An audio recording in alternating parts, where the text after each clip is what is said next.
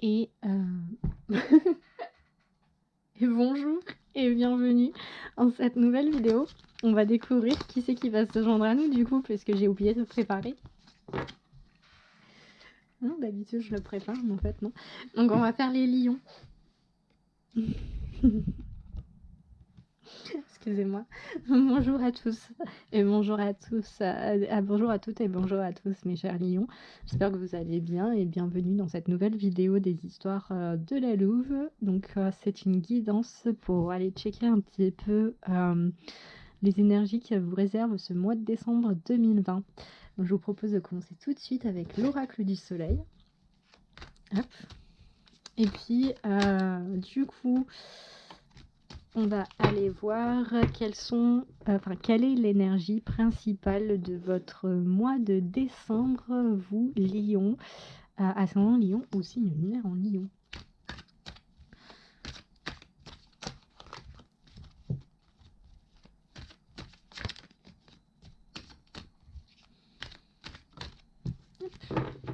Ouh. Donc on a l'idylle avec Vénus en taureau. Donc de quoi va nous parler cette carte? Elle va nous parler pour certains et certaines d'une nouvelle romance, de quelque chose, d'un nouveau projet, de nouvelles choses qui ont démarré, qui commencent. Ce n'est pas concrétisé. Enfin, je veux dire, ça commence à se concrétiser seulement. Ce n'est Quand je parle de ce n'est pas concrétisé, c'est dans le sens où comme ce sont les balbutiements, c'est le début, vous avez encore l'opportunité de rétropédaler sans trop de conséquences. C'est dans ce sens-là que je dis, c'est pas tout à fait concrétisé, c'est le début, c'est le moment où on a les papillons dans le ventre, où on a les étoiles plein les yeux, où tout est beau, tout est parfait, c'est la joie de vivre, c'est l'exaltation parce que c'est de la nouveauté, on découvre des choses, notre curiosité est titillée et satisfaite. Donc voilà, et donc ça s'applique également, du coup ça s'applique au relationnel, au sentimental, à vos projets personnels, à vos projets professionnels également. On est vraiment sur une énergie où eh bien, les choses commencent à se mettre en place. C'est le début d'une nouvelle aventure. Du coup, vous êtes dans cette espèce d'innocence, d'insouciance, peut-être un peu un esprit de fête et de danse par rapport à tout ça. Voilà, c'est vraiment la nouveauté, l'exaltation du commencement, toute cette chose. Donc du coup, c'est cette énergie qui va vous accompagner sur le mois de décembre 2020. Allez, on va prendre le tarot, le Bauer Tarot, et on va aller voir quels sont les 3 arcanes qui vont vous accompagner, vous Lion, ascendant Lion et Lune en Lion pour ce mois de décembre 2020.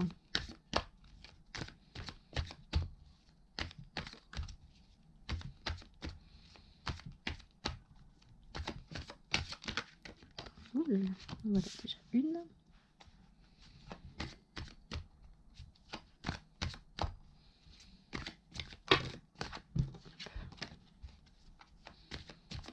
Une par une, là il y en avait 2. J'aime bien dire une par une, et en m'en choper 4 qui sortent comme ça. C'est toujours agréable. Faut les piocher,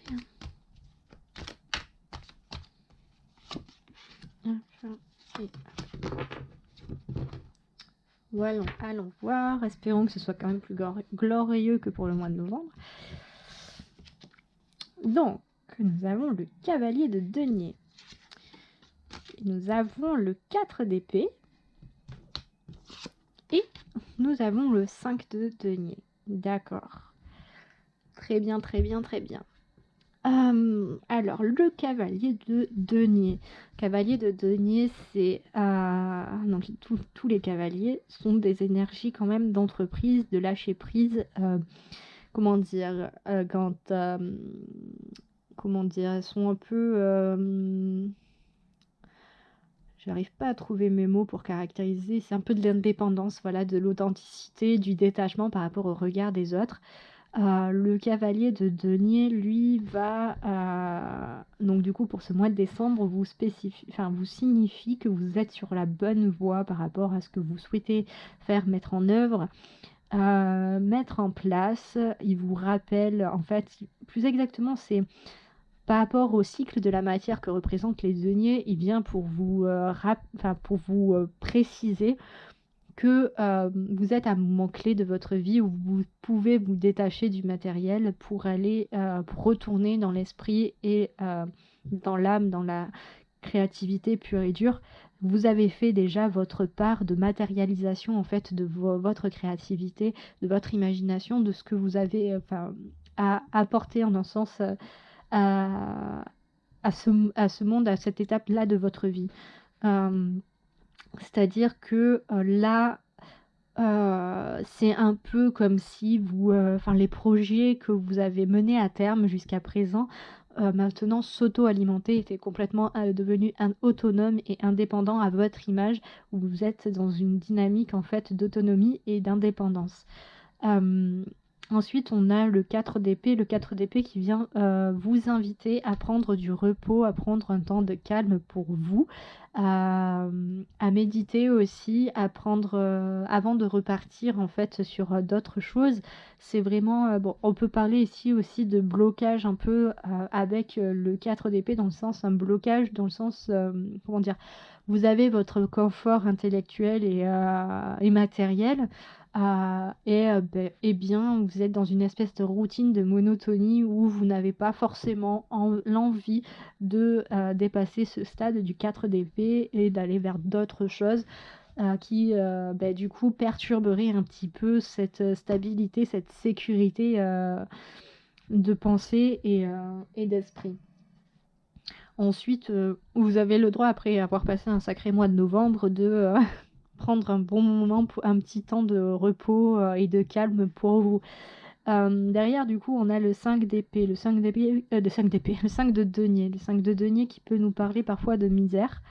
Mais en fait, cette carte parle également de, comment dire, de détachement, parce que, comment dire, elle suit, le 4 de denier. Le 4 de denier qui est un peu dans la même logique que le 4, d'épée où, vous avez votre, voilà, votre confort matériel, votre, c'est un peu plan-plan, c'est la routine, les choses, les affaires suivent leur cours. Le 5 de denier, vient là pour un peu tout bousculer, rebattre un peu les cartes et en disant: «Bon, OK, j'ai bien profité dans le 4, mais maintenant qu'est-ce que je fais? De quoi je me enfin, quelle est la nouveauté? Comment je peux faire? Qu'est-ce que je développe? Comment je le développe?» Ainsi de suite. Ça nous appelle là vraiment dans cette dynamique, donc vers quoi je vais tendre. C'est ce questionnement, c'est, bon, voilà, j'ai acquéri, pas mal de choses. Maintenant, qu'est-ce que j'en fais? Comment je l'utilise? Comment je le fais, sortir? Comment dire? Ça peut, donc quand je parlais de misère, ça peut parler, pour moi, c'est peut-être, faire, le vide aussi, vous séparer de beaucoup de choses en fait, matérielles, faire, trancher avec peut-être des choses du passé, et du coup, rompre un petit peu, ces liens à la matière pour vous renouveler, et repartir, comment dire? Vous retrouver vous en tant qu'être. Je sais pas si c'est vraiment très, très clair dit comme ça, mais en termes de matière, en fait, ça va être, plus, comment dire? Vous délester du superflu pour revenir à l'essentiel. Hem, Ça peut aussi, non, non, pas de charité. Non, je la sens pas comme ça. C'est vraiment, vraiment, en fait, oui, on est sur une dynamique avec ces 3 cartes-là où, surtout, en plus, vous avez le cavalier de denier et vous avez, le 5 de denier les 2 quand même ensemble. Du coup, là, ouais, on est vraiment pour vous, Lion, sur ce mois de décembre, sur un travail dans le sens où de dépouillement, de délestement. On continue un petit peu ça, mais de façon moins tendue et moins, comment dire? C'est toujours autant intense, mais c'est moins, à... Comment dire? C'est plus doux, en un sens. C'est plus enrobé, c'est plus... peut-être plus à votre initiative que sur les énergies de novembre qui semblaient être devant le fait accompli. Là, ça suit son cours. Et maintenant, vous avez plus une maîtrise, en fait, de pouvoir arrondir et adoucir ce chemin-là pour vous éviter de perdre la tête et et d'être complètement abattu et écorché. Voilà, c'est moins écorchant. Je sais pas si ça se dit comme ça, mais bon. Et puis, bien entendu, ce 4 d'épée, c'est pas forcément une carte négative, c'est peut-être que oui, sur ce mois de décembre, on vous invite à dépasser ce blocage intellectuel et à continuer en fait à montrer votre créativité pour l'inscrire dans la matière, ou tout simplement on vous demande, enfin on vous conseille également de vous accorder un temps de repos, un temps de calme pour vous en fait, pour vous ressourcer. Il y a aussi cette notion-là de se ressourcer avec le 5 de denier. Bon bref, continuons. Et allons voir quels sont les événements que vous réserve le mois de décembre 2020 à vous qui êtes Lion, ascendant Lion ou signe lunaire en Lion.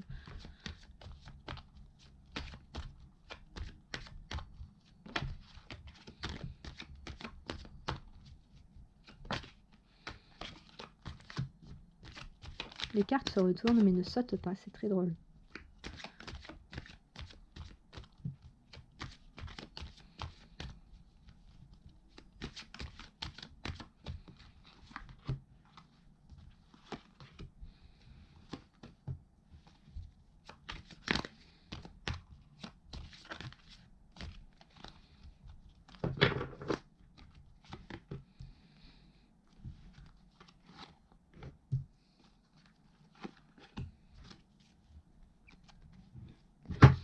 Allons voir du coup un peu ces événements qui vous attendent. Ok, on a la tour. On a le fouet. On a l'arbre. On a les oiseaux. On a l'homme. Et on a l'ours. Très bien. Alors, la tour ici vient nous parler souvent de formation longue, d'évolution. Ça peut nous parler aussi d'une personne qui a suivi de longues études. Longues études, en gros, on va parler de personnes qui ont engagé des études après un bac, que ce soit un bac pro, un bac général. Voilà, c'est en gros au-delà de leurs 18 ans. Ils sont pas entrés de suite sur le marché du travail, quoi. Par en apprentissage. Bref, ça peut nous parler également d'une administration, d'une construction sur la durée, d'une consolidation, d'une solidification, d'une consolidation d'une relation. Vraiment de quelque chose d'assez structuré, stable et grand et sur du long terme. Ensuite ici on a le fouet en général qui vient claquer, qui vient nous apprendre des choses qui nous bouleversent dans le bon ou mauvais sens du terme. Ça c'est vous qui l'adaptez. Clairement en tout cas on vient nous parler, là en gros c'est une nouvelle extérieure que l'on apprend, quelque chose que l'on découvre, que l'on comprend, que l'on réalise, que l'on accepte également. Et qui bouleverse un petit peu notre quotidien, notre vie, qui en tout cas ne laisse pas nos émotions indifférentes. À côté de ça, on a l'arbre qui vient nous parler de nous-mêmes, la représentation du tronc et nous-mêmes, notre ancrage dans le sol par les racines et notre comment ça s'appelle je vais y arriver. Notre déploiement en fait un peu de pensée au travers des branchages et des feuillages. Ça nous représente également nous d'un point de vue généalogique avec nos ancêtres au niveau des racines et notre descendance potentielle au niveau des feuillages ou des liens de nos frères et sœurs. Hem, ça nous parle également d'alignement au travers de l'arc-en-ciel, mais également en fait, de se trouver, en accord avec, nos besoins, nos valeurs, et ce qu'on a envie d'être. Voilà une des clés de l'alignement. Ensuite, on a les oiseaux qui nous parlent ici de communication rapide par rapport à des moyens technologiques, comme les réseaux sociaux, comme les téléphones, par les messageries, les mails, ainsi de suite. Ensuite, on a l'homme ici qui peut vous représenter vous, ou une personne de votre entourage ou votre autre. Mais là, en fait, on a surtout cette personne, qui est dans l'attente, qui est dans la réflexion, qui est posée là, pensif, vraiment, qui patiente, on ne sait pas ce qu'il attend, ce qu'il va faire après une fois que, il sera sorti de ses pensées, mais il est là. Il est là, il est calme, il attend posément, il vit sa vie, quoi. Et en dernier, on a l'ours. L'ours qui parle souvent, comment dire? De férocité, de force intérieure, de se défendre, de chercher à se protéger, mais également de protéger son entourage. Qui parle parfois aussi d'une mère un peu autoritaire et très présente, qui essaie comme ça là de protéger, son cocon, de protéger sa famille, bec et ongles, même si c'est un ours. Hem, excusez-moi, j'ai le nez qui me gratte, c'est insupportable. Hem, comment dire? L'ours, oui, enfin moi là je sens vraiment surtout sa férocité, dans le sens où, c'est un peu c'est pas l'image d'une force tranquille, mais plus dans le sens où, son aspect nounours tout doux, tout réconfortant, tout tranquille, vraiment, au premier abord, on pourrait se dire: «Oh j'ai qu'une envie, c'est d'aller faire des gros câlins». Mais toujours se méfier dans le sens où, à l'image de l'ours, effectivement, il y a, ce côté sauvage, ce côté, féroce, ce côté, avec une grosse force, aux attaques, très puissantes, qui nous rappelle que, c'est malgré son aspect, de peluche, bien si, faut pas se le mettre à dos, quoi. Parce que sinon on risque pas, de rester trop indemne, on risque plutôt d'être son 4 heures. Hem, donc concrètement, de quoi ça peut nous parler?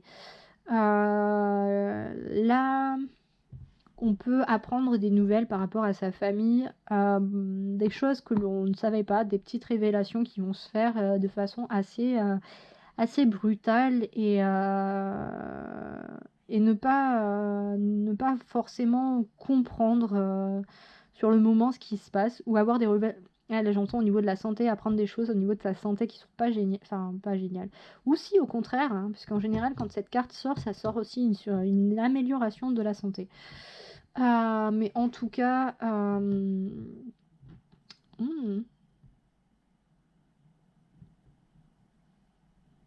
d'accord. Ouais, non mais ça je sais pas si je le dis vraiment en fait. Parce que en fait, en gros, j'entends sortie d'une hospitalisation. Voilà, mais bon, c'est pas forcément, voulu, enfin, vous avez pas forcément envie de l'entendre. Donc donc là, pour moi, sur cette première ligne, en tout cas, il y a révélations au niveau familial. Peut-être, que vous-même, en fait, par rapport à vous, vous allez prendre conscience de certaines choses par rapport à votre être, par rapport à ce que vous désirez vraiment. Je sais pas, peut-être que vous allez lancer une entreprise ou enfin comme ça, parce que les circonstances actuelles, en gros, vous pouviez pas travailler autant que vous le souhaitez avec dans votre emploi, ou vous êtes retrouvé au chômage partiel ou quoi que ce soit, et puis il fallait bien occuper vos journées, en dehors de votre vie de famille. Et puis vous êtes lancé dans des choses qui vous tiennent à cœur, dans des passions que vous adoriez et auxquelles vous n'accordiez pas autant de temps avant. Et là, c'est un peu la claque dans le sens où, vous vous rendez compte que, si, on retrouve on va dire une dynamique, auquel on était habitué avant cette pandémie, hem, bien en fait, comment vous allez faire pour pouvoir gérer, l'importance maintenant qu'a pris cette passion dans votre vie par rapport, en fait, à avant. Heu, peut y avoir aussi un sentiment de: «J'ai fait tout ça pour rien».